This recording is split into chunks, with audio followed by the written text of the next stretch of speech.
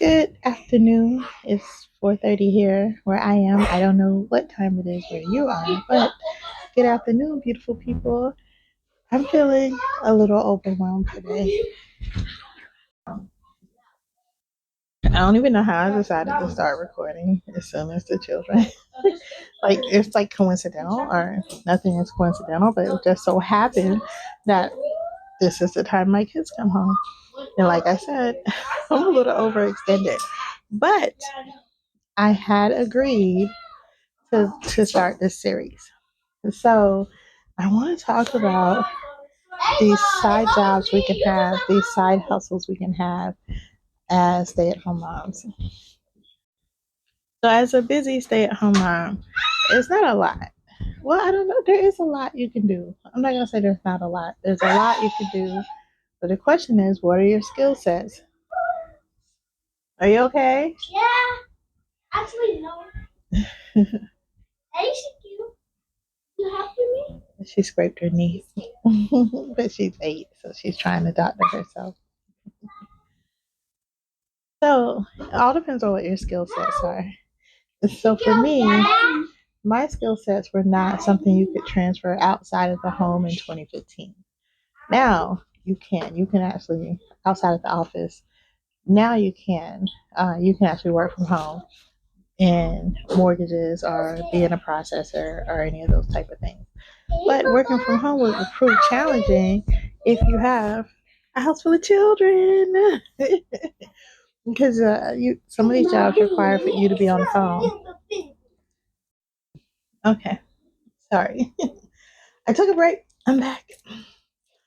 So the question is, what is your skill set, or what skill set are you willing to learn?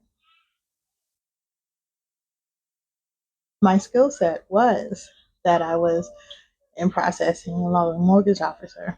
The skill set I decided to learn. Listen to woman of God. I didn't I didn't have no desires of learning how to sew until God put it on my heart.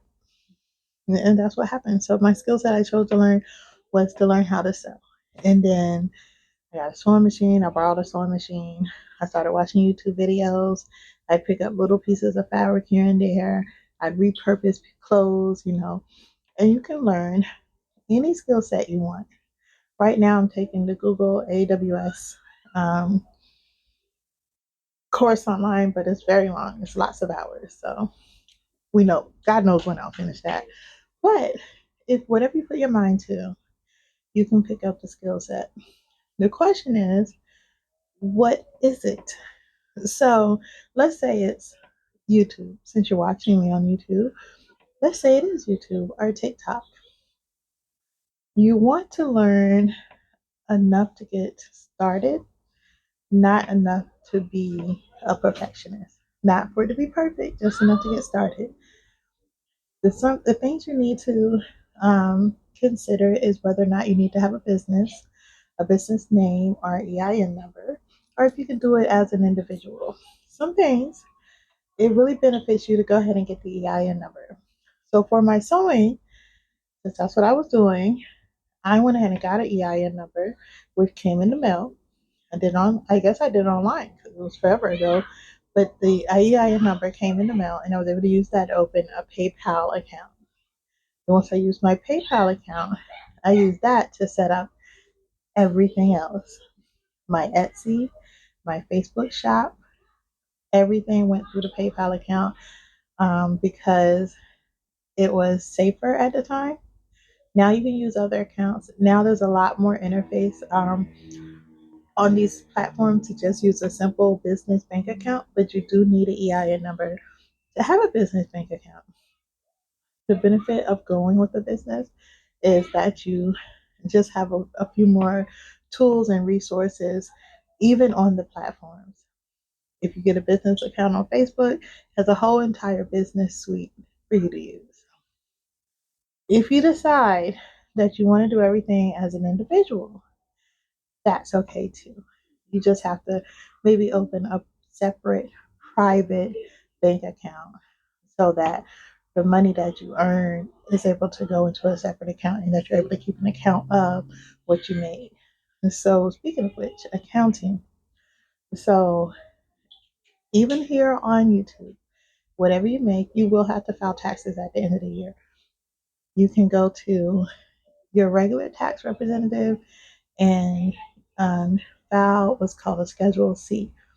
On your Schedule C, you can use that as an individual service provider, i.e., a seamstress, or you can use it with an EIN number.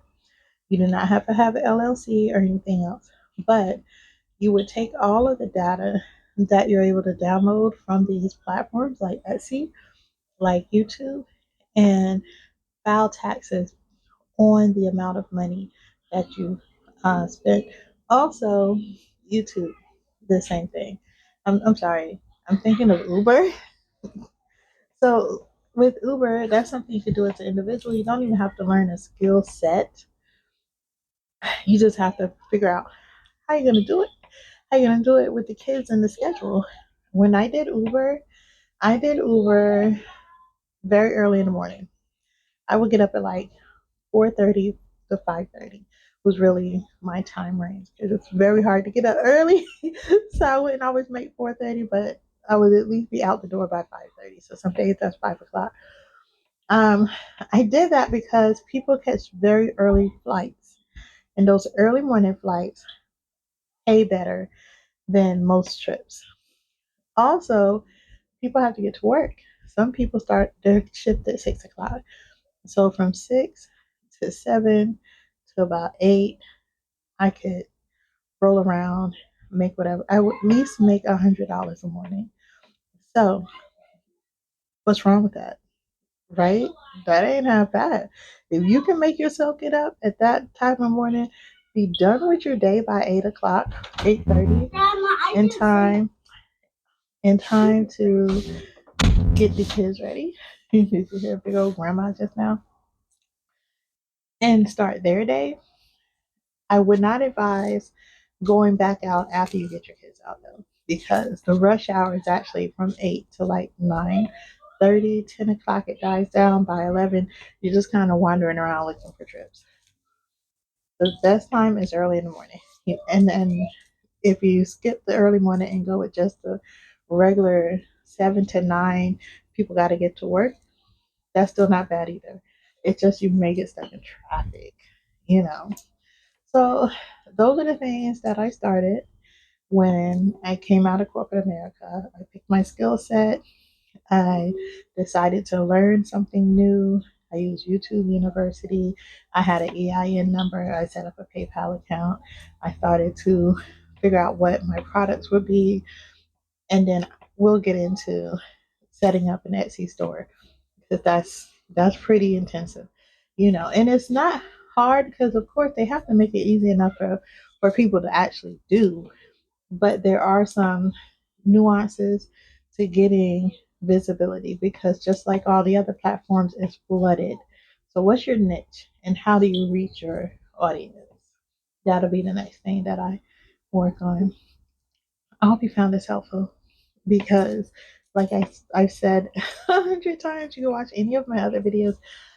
I have done all of it. And I just feel like maybe somebody could benefit from me telling you how I did all of it and how I've been able to successfully stay unemployed for since 2015. Is that a flex? It is because we're not homeless. We still here. So I've done something right. All right, guys, have a good one.